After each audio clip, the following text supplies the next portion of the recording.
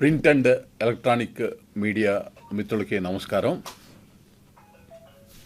మార్చి 28, 2026 శనివారం ఆంధ్రప్రదేశ్ చరిత్రలోనే చారిత్రాత్మకం.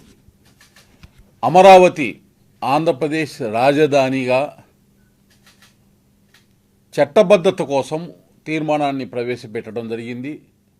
ఆ తీర్మానాన్ని ఏకగ్రీవంగా ఎవరైతే సభ్యులు హాజరయ్యారో అందరూ కూడా బలపరిచి, ముఖ్యమంత్రి చంద్రబాబు నాయుడు గారు ప్రవేశపెట్టిన తీర్మానాన్ని బలపరిచి ఆ తీర్మానాన్ని కేంద్ర ప్రభుత్వం దగ్గరికి పంపించడం జరిగింది. ముఖ్యంగా రాజధానికి సంబంధించి విభజన చట్టంలో ఉన్నటువంటి ప్రతిష్టంభన, సెక్షన్ 5 సబ్సెక్షన్ 2లో ఉన్నటువంటి ప్రతిష్టంభన ఏదైతే ఉందో దాన్ని సవరించాలి అని రాష్ట్ర అసెంబ్లీ తీర్మానం చేసి పంపించినటువంటి నేపథ్యంలో ఈరోజు గౌరవ ప్రధానమంత్రి నరేంద్ర మోడీ గారి యొక్క నేతృత్వంలోని కేంద్ర ప్రభుత్వం, కేంద్ర హోంమంత్రి అమిత్ షా గారి సారథ్యంలో పార్లమెంట్లో ఏపీ రీఆర్గనైజేషన్ యాక్ట్, ఆంధ్రప్రదేశ్ పునర్వ్యవస్థీకరణ చట్టానికి ఏ సవరణలు అయితే రాష్ట్ర ప్రభుత్వము ప్రతిపాదిస్తూ తీర్మానాలు పంపించిందో ఆ తీర్మానాన్ని వాస్తవ రూపం దాల్చేటటువంటి విధంగా ఆ సవరణలను మొత్తానికి తీసుకొని వాళ్ళ లోక్సభలో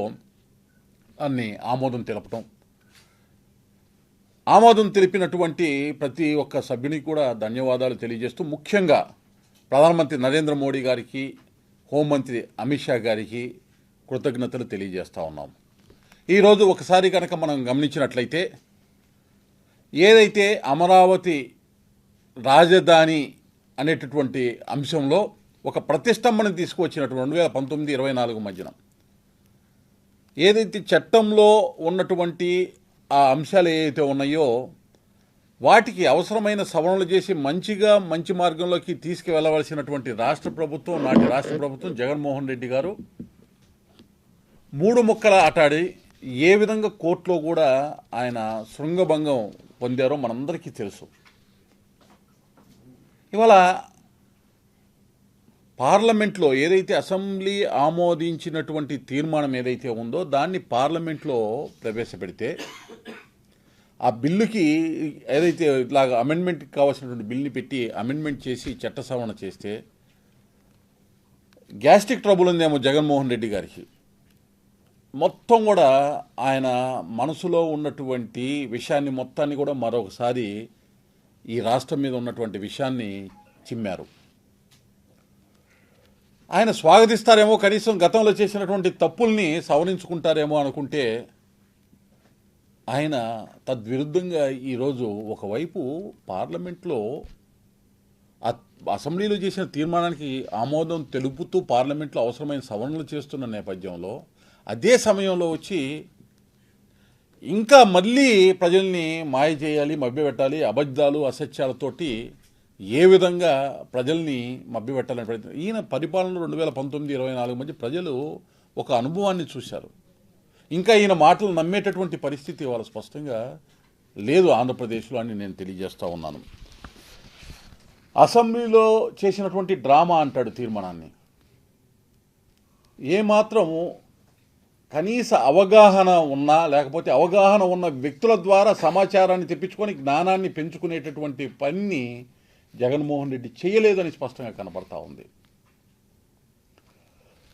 ఏదైతే 3 రాజధానులని 3 ముక్కలాట నాటకం తెరలేపినప్పుడు స్వయాన నేను 8 ఫిబ్రవరి 2020 ఒక ఎలక్ట్రానిక్ మీడియా ఛానల్లో ఇంటర్వ్యూ ఇస్తూ, అప్పటికే ఒక నెల ముందు మొత్తం కూడా ఈ వ్యవహారాన్ని, రాజధానికి సంబంధించిన వ్యవహారాన్ని, రాజ్యాంగపరమైన అంశాలు, విభజన చట్టానికి సంబంధించినటువంటి అంశాలు, కేంద్ర ప్రభుత్వం ఇచ్చినటువంటి నిధులు, రాష్ట్ర ప్రభుత్వం చేసినటువంటి వ్యయం, ఈ అంశాలన్నింటినీ పరిగణలోకి తీసుకొని లోతుగా అధ్యయనం చేసినప్పుడు స్పష్టంగా ఒక మాట జగన్మోహన్ రెడ్డి కూడా ఇవాళ అన్నాడు, రాజ్యాంగంలో ఎక్కడా కూడా రాజధాని అనేటటువంటి పదం లేదు అంటూనే రాజధానిని నిర్ణయించుకునేటటువంటి హక్కు రాష్ట్రానికి మాత్రమే ఉంది అనేటటువంటి మాట మాట్లాడారు. రాజ్యాంగంలోనే లేనప్పుడు రాష్ట్రానికి హక్కు ఏ విధంగా ఉందని మాట్లాడగలడు? అంటే రాజ్యాంగాన్ని అర్థం చేసుకోవటంలో జగన్మోహన్ రెడ్డి పూర్తిగా విఫలమయ్యాడు. రాజధాని అనేటటువంటి అంశము వాస్తవానికి ఆర్టికల్ 239 సంబంధించి అక్కడ రాజధానికి సంబంధించి ఢిల్లీ రాష్ట్రము కేంద్ర ప్రభుత్వ రాజధాని అయినటువంటి ఢిల్లీ, కేంద్ర రాజధాని అయిన ఢిల్లీలో అధికారాల విభజనకి సంబంధించిన అంశాల్లో తలెత్తిన ప్రతిష్టంభన సుప్రీంకోర్టు ద్వారా పరిష్కరించబడితే వాటికి సంబంధించిన వివరాలు ఆర్టికల్ 239 మాత్రమే రాజధానికి సంబంధించి ఢిల్లీ రాష్ట్రానికి కేంద్రానికి అధికార విధులకు సంబంధించి ఉన్నమాట వాస్తవం. అయితే రాజధాని అనేటటువంటి అంశము రాజ్యాంగంలో 3 జాబితాలు ఉంటాయి. రాష్ట్ర జాబితా అంటే రాష్ట్ర ప్రభుత్వం నిర్ణయాలు తీసుకునేటటువంటి, రాష్ట్ర ప్రభుత్వం శాసనసభలో శాసన మండలిలో నిర్ణయాలు తీసుకునేటటువంటి అంశం రాష్ట్ర జాబితా. కేంద్ర జాబితా కేంద్ర ప్రభుత్వం మాత్రమే పార్లమెంట్లో రాజ్యసభలో నిబంధనల మేరకు నిర్ణయం తీసుకునేటటువంటి అంశాలు ఉంటాయి. అలాగే ఉమ్మడి జాబితా కేంద్ర ప్రభుత్వము రాష్ట్ర ప్రభుత్వము కలిసి తీసుకోవాల్సినటువంటి కొన్ని వైద్యము, ఆరోగ్యము, అలాగే వ్యవసాయం ఇటువంటి అంశాలకి సంబంధించిన ఉమ్మడి జాబితాలో ఉంటాయి. అంటే కేంద్ర ప్రభుత్వము రాష్ట్ర ప్రభుత్వము విడివిడిగా చేయవలసినటువంటి కార్యాచరణ వారి పరిపాలనలో ఉమ్మడిగా చేయాల్సినటువంటి కార్యాచరణకు సంబంధించి రాజ్యాంగంలో పొందుపరిచినటువంటి పరిస్థితి. అయితే ఎప్పుడైతే ఈ 3 జాబితాల్లో కేంద్ర జాబితాలో కానీ రాష్ట్ర జాబితాలో కానీ ఉమ్మడి జాబితాలో కానీ ఎక్కడా కూడా దాని గురించి చెప్పకపోతే 4వ జాబితా ఉంది. ఆ 4వ జాబితాలో అంటే ఈ 3 జాబితాల్లో కవర్ కానిటువంటి అంశాలు ఆ 4వ జాబితా కింద వస్తాయి. ఆ 4వ జాబితాకి సంబంధించిన అంశాలు పార్లమెంటు ద్వారా మాత్రమే పరిష్కరించబడతాయి. అంటే రాజధాని అనేటటువంటి అంశం 4వ జాబితాలో ఉన్నటువంటి పార్లమెంటు ద్వారా అక్కడ నిర్ణయించినటువంటి నిర్ణయాల మేరకు ఏ విధమైనటువంటి అధికారాలు పార్లమెంటు ఎవరెవరికి కట్టబడుతుందో వాడి ద్వారా కార్యాచరణ అవుతుంది.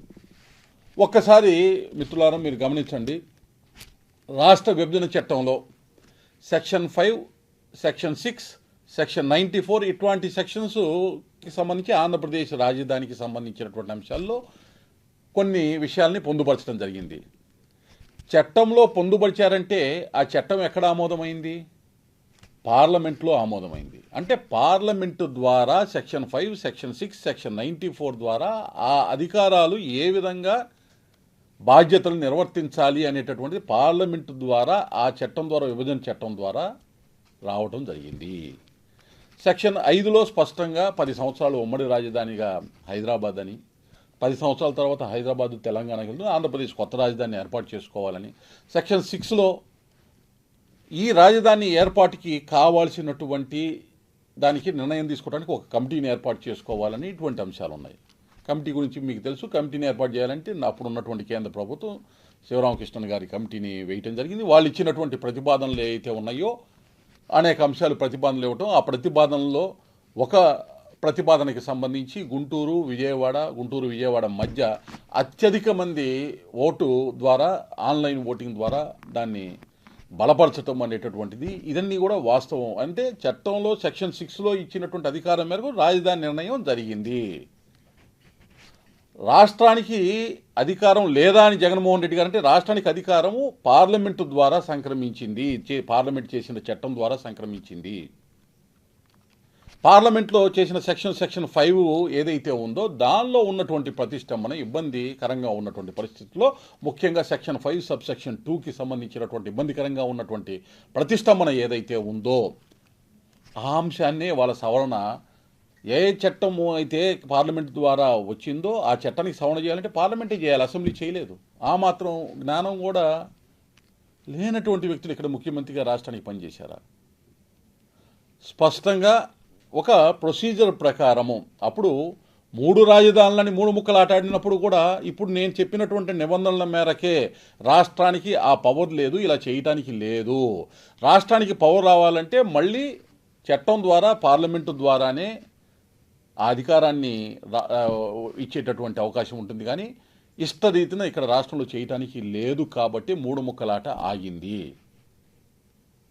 ఇవాళ ఒక విషయాన్ని స్పష్టంగా ప్రతి ఒక్కరు గుర్తించాలి. ఈ రాష్ట్రానికి సంబంధించి ఎదురైనటువంటి అవరోధాలు, అంతరాయాలు ఏవైతే ఉన్నాయో రాజధాని నిర్మాణానికి సంబంధించి ఇవి కేవలం మానవ కల్పితము, జగన్మోహన్ రెడ్డి అనేటటువంటి ఒక విపత్తు కల్పించినటువంటి నష్టము మాత్రమే. మరి అనేక రాష్ట్రాలు ఏర్పడినాయి. ఛత్తీస్గఢ్ ఏర్పడింది, జార్ఖండ్ ఏర్పడింది, ఉత్తరాఖండ్ ఏర్పడింది. ఇటువంటి రాష్ట్రాల్లో ఎక్కడా లేని ఇబ్బంది ఆంధ్రప్రదేశ్లోనే ఎందుకు వచ్చిందంటే ఇంత దౌర్భాగ్యమైనటువంటి, ఇంత నీచంగా, ఇంత నికృష్టంగా ఆలోచించేటటువంటి పాలకులు, పార్టీలు, అధికారాలు మారుండొచ్చు. అటువంటి పరిస్థితులు ఉన్నటువంటి అంశాలు ఆ రాష్ట్రాల్లో ఎదురు కాలేదు. ఇటువంటి రాజ్యాంగంలో కూడా 4వ జాబితా కింద దాన్ని వదలటానికి కారణం ఏంటంటే భవిష్యత్తులో ఇటువంటి ఇబ్బందులు, ఇటువంటి వ్యక్తులు ముఖ్యమంత్రులు లేకపోతే ఇటువంటి వ్యక్తులు అధికారంలోకి వచ్చి ఈ విధంగా రాష్ట్రాలని నాశనం చేస్తారని రాజ్యాంగ నిపుణులు ఆ రోజున వారు ఆలోచించకపోవచ్చు. మిగతా రాష్ట్రాల్లో నేను చూసిన ఛత్తీస్గఢ్ రాష్ట్రానికి నేను వెళ్ళటం జరిగింది, పర్యటించడం జరిగింది. అక్కడ నయా రాయ్పూర్లో అక్కడ రాజధాని నిర్మాణానికి సంబంధించి ఆ ప్రాంతానికి అటల్ నగర్ అని పెట్టారు, అటల్జీ నగర్ అని చెప్పి పెట్టారు. అంటే అటల్ బిహారీ వాజ్పేయి గారు ఆ రాష్ట్రాన్ని ఇచ్చినటువంటి దానికి స్మారకంగా ఆ పేరుని పెట్టడం జరిగింది. మరి ఆంధ్రప్రదేశ్లో జగన్మోహన్ రెడ్డి గారు వ్యవహరించినట్టు అక్కడ ప్రతిపక్షాలు, విపక్షాలు వ్యవహరించలేదు. ఎందుకంటే ఏ రాష్ట్రంలో కూడా ఒక రాజధానిని నిర్మించుకోవటము లేకపోతే ఒక ప్రాంతాన్ని అభివృద్ధి చేసుకోవటం అనేటటువంటిది రాజకీయంగా ఎన్ని రకాల విరోధాలున్నా, ఎన్ని రకాల అభిప్రాయ భేదాలున్నా రాజకీయంగా మాట్లాడతారు, కానీ అభివృద్ధి నిరోధకులుగా ఎప్పుడూ కూడా మారరు. మిగతా రాష్ట్రాల్లో ఆ పరిస్థితి ఇక్కడ మాత్రమే ఉత్పన్నమైంది. ఈరోజు స్పష్టంగా ఏదైతే ఇవాళ ఒకసారి మనకు కనుక గమనించినట్లయితే రాజ్యాంగంలో లేదు, ఓన్లీ సీట్ ఆఫ్ గవర్నెన్స్ అని మాత్రమే ఉందని చెప్పేటటువంటి ముఖ్యమంత్రిగా రాష్ట్రానికి పనిచేసినటువంటి జగన్మోహన్ రెడ్డి గారు మాట్లాడుతున్నారంటే 4th లిస్ట్, ఇందాక నేను ఏదైతే చెప్పానో కేంద్ర జాబితా, రాష్ట్ర జాబితా, ఉమ్మడి జాబితా కూడా 4th లిస్ట్ ఒకటి ఉంది అనేటటువంటి దాన్ని, ఈ అంశాలు కవర్ కాని అంశాలన్నీ కూడా ఆ 4th లిస్టులో వచ్చేవాటిని పార్లమెంటు ద్వారా మాత్రమే పరిష్కరించబడతాయి అనేటటువంటి అంశాన్ని, మరి అది ఎవరు కూడా ఆయనకి న్యాయ నిపుణులు కానీ న్యాయ కోవిదులు చెప్పలేదా, రాజ్యాంగ నిపుణులు చెప్పలేదా, లేకపోతే చెప్పినా కానీ ఆదమడిచి ప్రజల్ని మభ్యపెట్టేటటువంటి ప్రయత్నం చేస్తున్నాడా అనేటటువంటి అనుమానాలు వస్తూ ఉన్నాయి.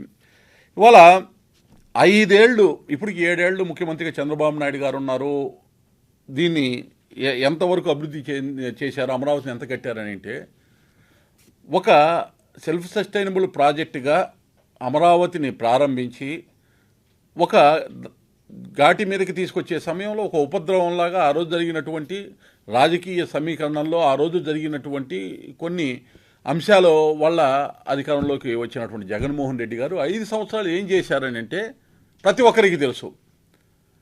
వచ్చిన మొదటి రోజు నుంచి అమరావతిని ఏ విధంగా విచ్ఛిన్నం చేయాలి, ఏ విధంగా అమరావతిని బూచిగా చూపించి మిగతా ప్రాంత ప్రజల్ని ఈ ప్రాంతం నుంచి డీకనెక్ట్ చేయాలి, ప్రాంతాల వారీగా ప్రజల మధ్య వైరుధ్యాన్ని పెంచాలి అనేటటువంటి ఒక్క అంశం మీదే ఆయన పనిచేశారు. దానికి ఆ యొక్క పాలన అనుభవాన్ని చూసినటువంటి ప్రజలు 2024లో ఏ తీర్పు ఇచ్చారు అనేటటువంటి అంశాన్ని కూడా గుర్తు చేసుకోవాలి. ఈరోజు ఇంకా ఆ తప్పు నుంచి, గతంలో చేసినటువంటి తప్పు నుంచి బయటికి రాకుండా చట్టాలు ఇట్లా తీర్మానాలు చేస్తే, ఇట్లా చట్టాన్ని మారిస్తే మేము ప్రభుత్వంలోకి రామా, మేము మార్చలేమా అని అంటే ఏ విధమైనటువంటి మానసిక స్థితి ఇది? అందుకనే అసలు శాసనసభలో, శాసన మండలిలో చేసేటటువంటి చట్టం కాదు ఇది.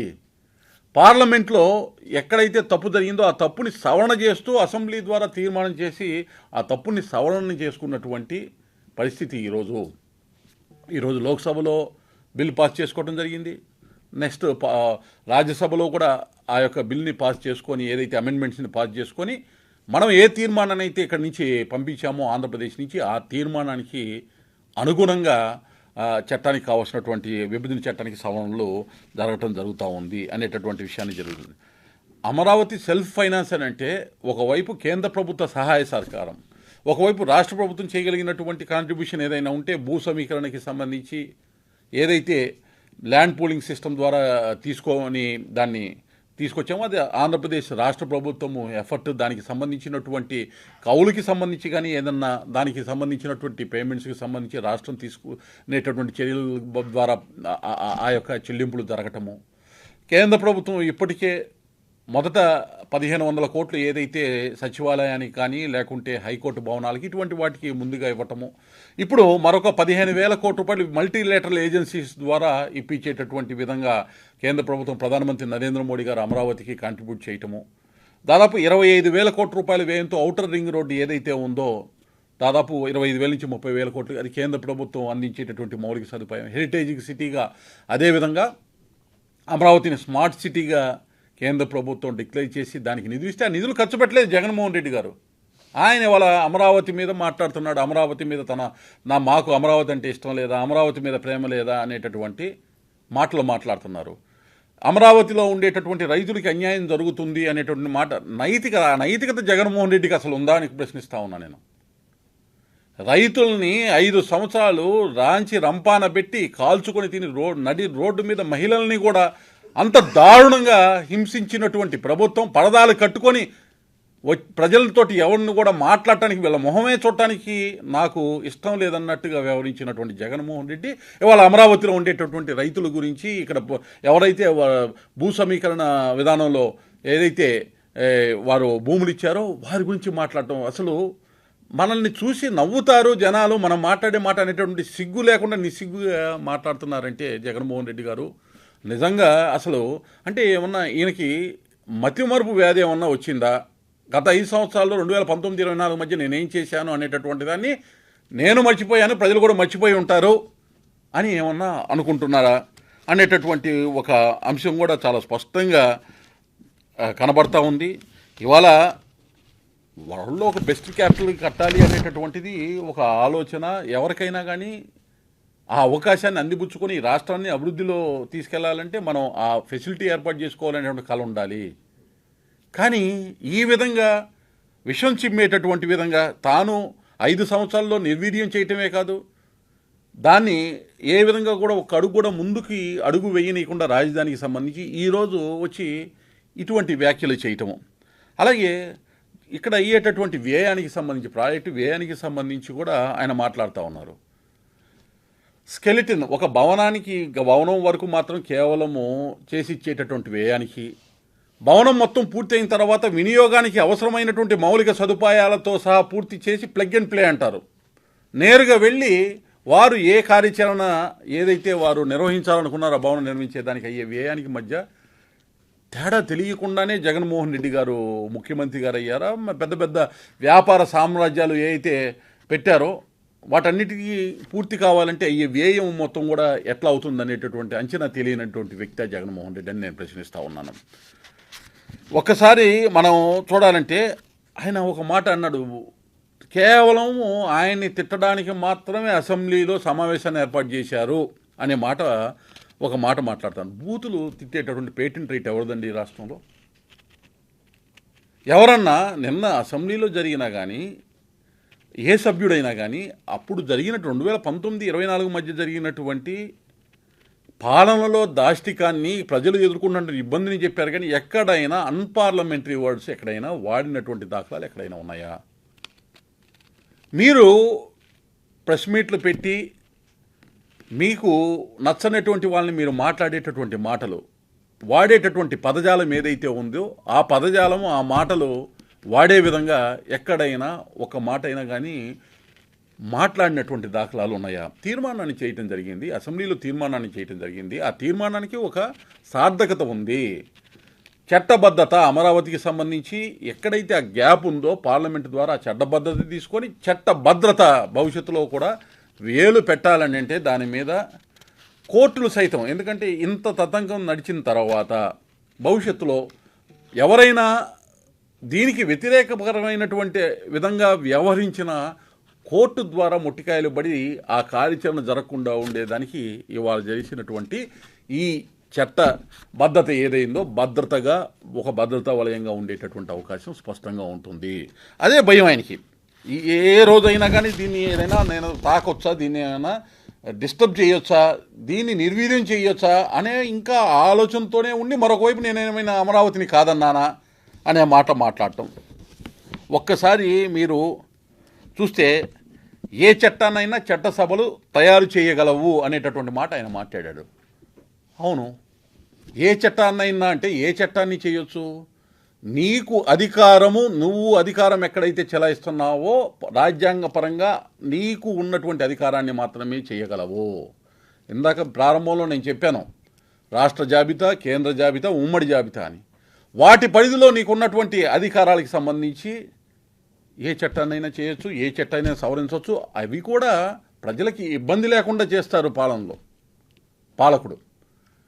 ఇవాళ నీకు చట్టాన్ని చేసే హక్కు లేకుండా 3 రాజధానులు అన్నావు కాబట్టే చట్టం చుట్టం కాదు, నీ చుట్ట సభలు కాదు, నీ చుట్టాలతో నడుపుకునేటటువంటి సభ కాదు అనేటటువంటి విధంగా కోర్టు ఏ విధమైన తీర్పిచ్చింది 3 రాజధానులకు సంబంధించి? ఎందుకంటే అది పార్లమెంటు పరిధిలో ఉన్నటువంటి అంశము, పార్లమెంటుకి సంబంధించి. ఒకవేళ భవిష్యత్తులో ఇవాళ ఇంత దారుణమైనటువంటి విధానాలు అవలంబించేటటువంటి వ్యక్తులు కూడా పాలకులుగా వస్తారనేటటువంటి అనుభవం వచ్చిన తర్వాత ఒక రాజ్యాంగ సవరణ చేయొచ్చేమో. దీనికి ఒకవేళ ఒక రాష్ట్రానికి సంబంధించి రాజధానికి సంబంధించి ఏ విధమైనటువంటి ప్రాసెస్ని, ఏ విధమైన ప్రొసీజర్ని అడాప్ట్ చేయాలని తెచ్చి అది కేంద్ర జాబితానా రాష్ట్ర జాబితానా ఇస్తే వెరీ క్లియర్గా ఆ కేంద్ర ప్రభుత్వం రాష్ట్ర ప్రభుత్వం ఎక్సైజ్ చేయగలవు. కానీ ఇవాళ ఉన్నటువంటి పరిస్థితుల్లో పార్లమెంటుకు ఉంది. పార్లమెంటు ఆ అధికారము చట్టం ద్వారా రాష్ట్రానికి ఇస్తే మిగతా కార్యాచరణ రాష్ట్రం పూర్తి చేయాలి. ఆ కార్యాచరణ పూర్తయ్యి అమరావతి ఏర్పడింది అనేటటువంటి వాస్తవాన్ని స్పష్టంగా వీరు జగన్మోహన్ రెడ్డి గారు తెలుసుకోవాల్సినటువంటి అవసరం ఉంది. ఏంటంటే ఎంతసేపు జలయజ్ఞం ధనయజ్ఞంతో మునిగిపోయినటువంటి వీళ్ళకి ప్రతి నిమిషం కమిషన్ల గురించి మాట్లాడేటటువంటి మాటే, కమిషన్ల కక్కుర్తి గురించి మాట్లాడేటటువంటి మాటే.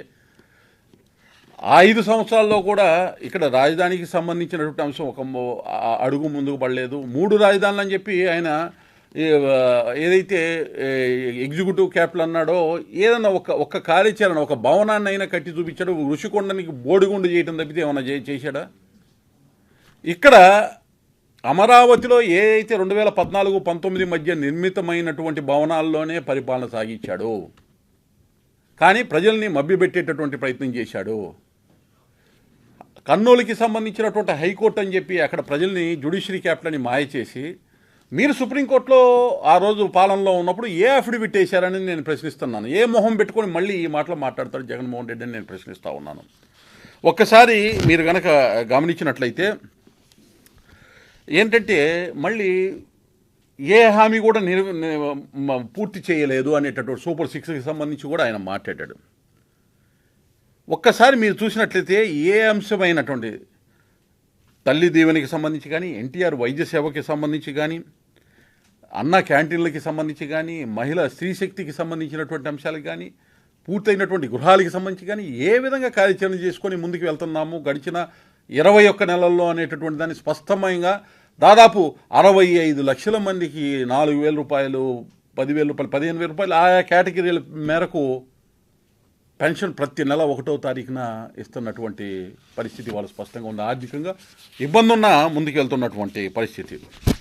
ఒక అబద్ధం ఎట్లా చెప్తాడంటే ఈయన అబద్ధం నోరు తెరిస్తే అబద్ధం.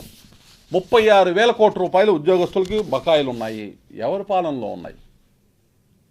2024 నాటికి ప్రభుత్వాన్ని జగన్మోహన్ రెడ్డి పెట్టి బయటికి వెళ్ళే నాటికి 36,000 కోట్ల రూపాయల బకాయిలు ఆయన వారసత్వంగా ఇవాళ ఉన్నటువంటి డబుల్ ఇంజిన్ సర్కార్ నెత్తి మీద వేసినటువంటి పరిస్థితి. 21 నెలలలో 14,000 కోట్ల రూపాయల వరకు ఇప్పటి వరకు వివిధ రకాల అంశాల్లో ఉద్యోగస్తుల బకాయిలను తీర్చినటువంటి ప్రభుత్వం ఇవాళ ఉన్నటువంటి డబుల్ ఇంజిన్ సర్కార్ ఏదైతే ఉందో 14,000 కోట్లు. జగన్మోహన్ రెడ్డి గారు అబద్ధాలు చెప్పేటప్పుడు కూడా కొన్ని దానికి ఒక హద్దు ఉండాలి. ఎవరిని రెచ్చగొట్టాలనుకున్నారు? ఈ 14,000 కోట్లు జీపీఎఫ్కి సంబంధించి ఎంప్లాయీస్కి సంబంధించినటువంటి సొమ్ము, వాళ్ళు దాబెట్టుకున్నటువంటి సొమ్ము ఏదైతే ఉందో దాన్ని మింగేశావు వాళ్ళకి ఇవ్వకుండా. ఆ జీపీఎఫ్కి సంబంధించి రెగ్యులరైజ్ చేయడం జరిగింది. నువ్వు ఆపిన జీపీఎఫ్ని రాష్ట్ర ప్రభుత్వం ఇవ్వటం జరిగింది. అలాగే ఏపీజీఎల్ఐ ఇన్సూరెన్స్కి సంబంధించినటువంటి దానిలో కూడా ఏదైతే ఉందో రాష్ట్ర ప్రభుత్వం ఎవరెవరికి ఇవ్వాలో వాళ్ళందరికీ కూడా ఇప్పటి వరకు రెగ్యులరైజ్ చేయడం జరిగింది. అలాగే సిపిఎస్సికి సంబంధించి రాష్ట్ర ప్రభుత్వం ఉద్యోగస్తుల కాంట్రిబ్యూషన్తో పాటు రాష్ట్ర ప్రభుత్వం కాంట్రిబ్యూషను చేయాల్సింది నువ్వు చేయకుండా ఎగ్గొడితే 3,250 కోట్ల రూపాయలు వరకు ఇవాళ రాష్ట్ర ప్రభుత్వం డబుల్ ఇంజిన్ సర్కార్ ముఖ్యమంత్రి చంద్రబాబు నాయుడు గారు దాన్ని పే చేయటం జరిగింది. ఇలా మెడికల్ బిల్స్కి సంబంధించి రియంబర్స్మెంట్ నువ్వు ఆపేసావు, పైసా ఇవ్వలేదు, ఇవాళ మొత్తం కూడా క్లీన్ చేయటం జరిగింది. ఇలా 36,000 కోట్ల రూపాయల్లో 14,000 కోట్ల రూపాయల వరకు చెల్లించడం, మిగతా ఒక స్పష్టత, ఒక స్పిరిట్ ఈ ప్రభుత్వం చూపిస్తూ ఉంది. నువ్వు ఆపిన వాటిని క్లియర్ చేసుకుంటా రెగ్యులేట్ చేసుకుంటా వచ్చే ఇవాళ ఉన్నటువంటి ఆర్థికపరమైనటువంటి అంశాల్లో ఇవాళ ఈ ప్రభుత్వం చేయాల్సినటువంటి కార్యాచరణ మొత్తం సక్రమంగా చేస్తూ నువ్వు చేసినటువంటి తప్పులు నెత్తి మీద పెట్టినటువంటి పిడుగు లాంటి బరువుని కూడా మోస్తూ వాటన్నింటినీ క్లియర్ చేసుకుంటూ వెళ్తున్నటువంటి పరిస్థితి. మిగతా వాళ్ళకి పెండింగ్కి సంబంధించి కూడా తప్పనిసరిగా రాబోయే కాలంలో వాటిని కూడా పూర్తి చేయడం జరుగుతూ ఉంది.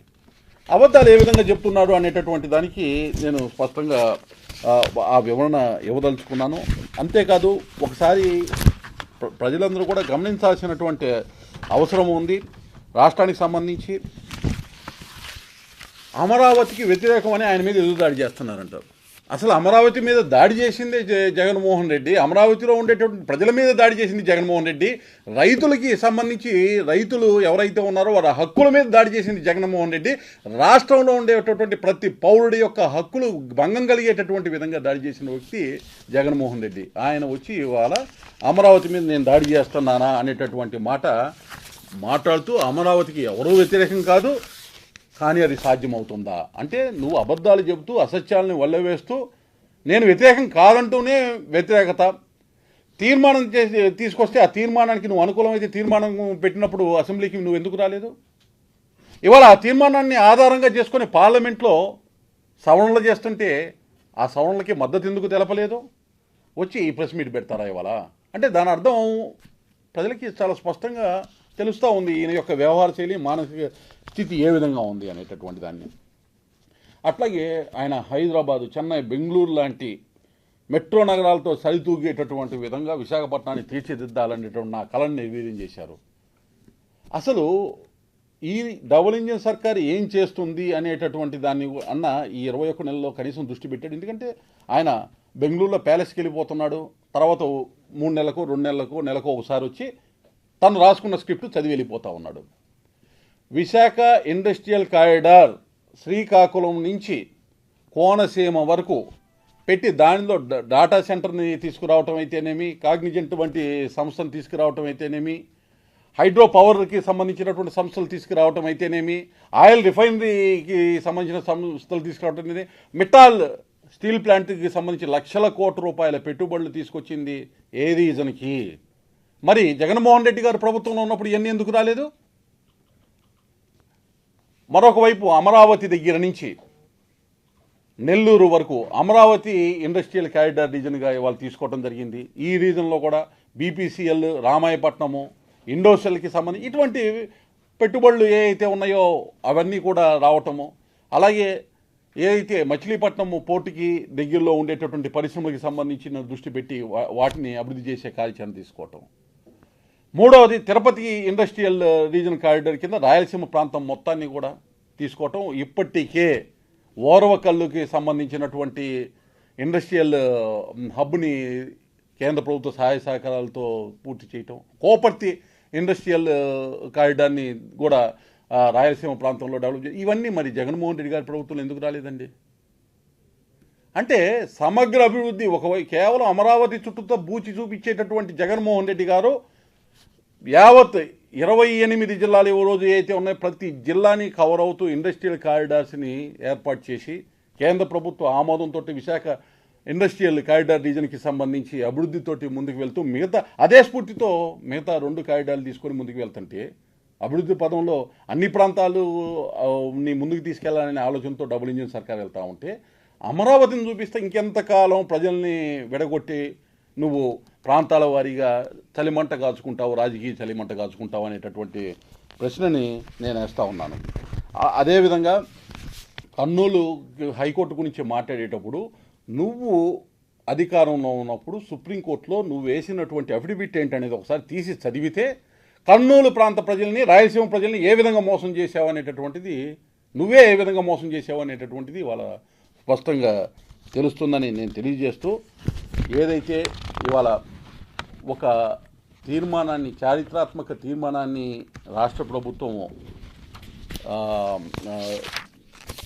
తీర్మానం చేసి కేంద్రానికి పంపించిందో, కేంద్రంలో కూడా ప్రధానమంత్రి నరేంద్ర మోడీ గారి నేతృత్వంలో హోంమంత్రి అమిత్ షా గారి సారథ్యంలో ఆ అమెండ్మెంట్ బిల్ తీసుకురావటం, అవసరమైనటువంటి సవరణలన్నీ చేయటం కూడా చాలా ఒక సంకుచిత ఆలోచన ఏదైతే ఉందో జగన్మోహన్ రెడ్డికి, ప్రాంతాల వారీగా విభజించు పాలించు అనేటటువంటి బ్రిటిష్ వాడి యొక్క ఆలోచన ధోరణితోటి ముందుకు వెళ్తూ ఉంటారో ఆ సంకుచిత స్వభావాన్ని నుంచి బయట వేసేటటువంటి విధంగా ఈ యొక్క రాష్ట్రానికి సంబంధించినటువంటి అభివృద్ధిలో ముందుకు వెళ్ళేటటువంటి అవకాశం కలిగింది.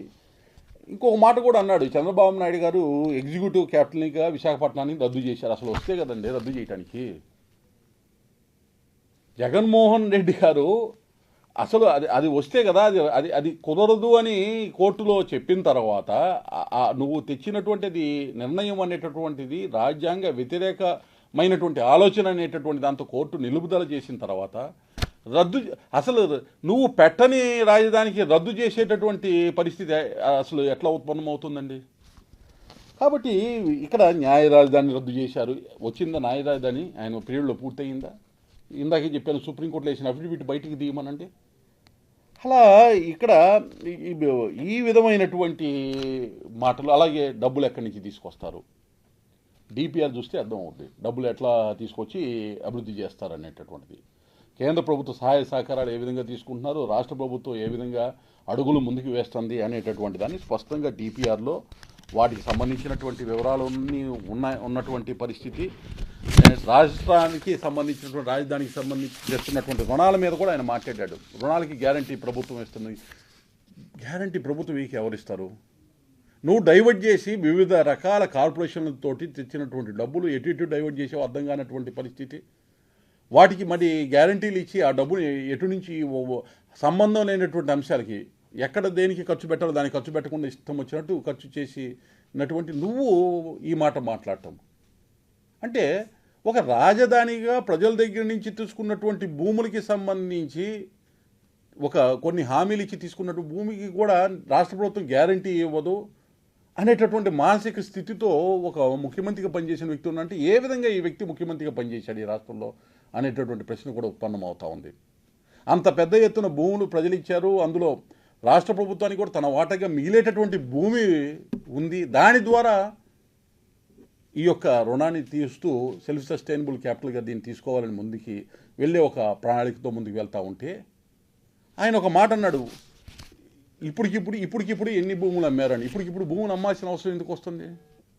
భూములు ఎప్పుడు అమ్మాలి అనేటటువంటిది అది కూడా డిపిఆర్లో ఉంది. రీపేమెంట్కి తగిన విధంగా దాన్ని మానిటైజ్ చేసుకుంటూ వెళ్తారు. ఇవాళ వివిధ కేంద్ర ప్రభుత్వ సంస్థలకు కానీ వివిధ సంస్థలకి ఆయా ప్రాతిపదికతన ఆయా అంశాల వారీగా ఎంత డబ్బుతోటి వాటిని వాళ్ళు కొనుక్కుంటున్నారనేటటువంటి కూడా ఒక స్పష్టమైనటువంటి విధానం ఉంది రాష్ట్రంలో. కాబట్టి ఇవాళ ఏంటంటే ఈ అమ్మటము అనేటటువంటి తెగ నమ్మైనా కానీ, ఎందుకంటే ఆయన పరిపాలనలో ఉన్నప్పుడు ఏ అమరావతి భూముల్ని ఒక్కొక్క ఎకరా ఎంత వాల్యూ చూపించి బ్యాంకుల దగ్గరికి వెళ్ళాడండి తనఖా చేసి డబ్బు తీసుకురావడానికి. నువ్వు ఇబ్బందికరంగా ఈ ప్రాంతాన్ని ఆపేయాలి అమరావతి అన్నప్పుడే నువ్వు చూపించిన విలువ ఎంతండి? ఇవాళ అభివృద్ధి చెరిగిన తర్వాత వచ్చేటటువంటి విలువ ఎంతండి? అంటే నోరుంది కదా అని చెప్పి నేను ఒక స్క్రిప్ట్ రాసుకొని ఇష్టం వచ్చినట్టు మాట్లాడి ఇక్కడ ఉండేటటువంటి ప్రజల్ని మొత్తాన్ని కూడా డిస్టర్బ్ చేయటము, ప్రజల మధ్య అంతరాలని సృష్టించేటటువంటి ఇటువంటి విధానానికి చెక్ పెట్టడం కోసమే తీర్మానం చేయటం జరిగింది అసెంబ్లీలో. ఆ తీర్మానం ఏదైతే సహేతుకంగా ఉంది కాబట్టే కేంద్ర ప్రభుత్వం, ప్రధానమంత్రి నరేంద్ర మోడీ గారు, హోంమంత్రి అమిత్ షా గారు ఆ తీర్మానం ఏదైతే ఉందో శాసనసభ నుంచి వచ్చిన తీర్మానాన్ని చట్ట రూపంలో సవరణలు చేస్తూ సెక్షన్ 5 సబ్సెక్షన్ 2కి సంబంధించి అమరావతి ఆంధ్రప్రదేశ్ రాజధానిగా కొనసాగేటటువంటి ఒక చట్టబద్ధత ఇచ్చేటటువంటి విధంగా ఇవాళ తొలి అడుగు పూర్తయింది. రాజ్యసభలో కూడా ఆ యొక్క సవరణలు పూర్తిగా ఆమోదం తెలిపి ఏదైతే జగన్మోహన్ రెడ్డి పగటి కళలు కనిటటువంటి విధంగా విషపూరితంగా ఆలోచిస్తున్న అమరావతి అటువంటి అవకాశం అనేటటువంటి భవిష్యత్తులో లేకుండా చేయటం జరుగుతుందని తెలియజేస్తూ అందరికీ, మీడియా మిత్రులందరికీ కూడా ధన్యవాదాలు, కృతజ్ఞతలు. నమస్తే.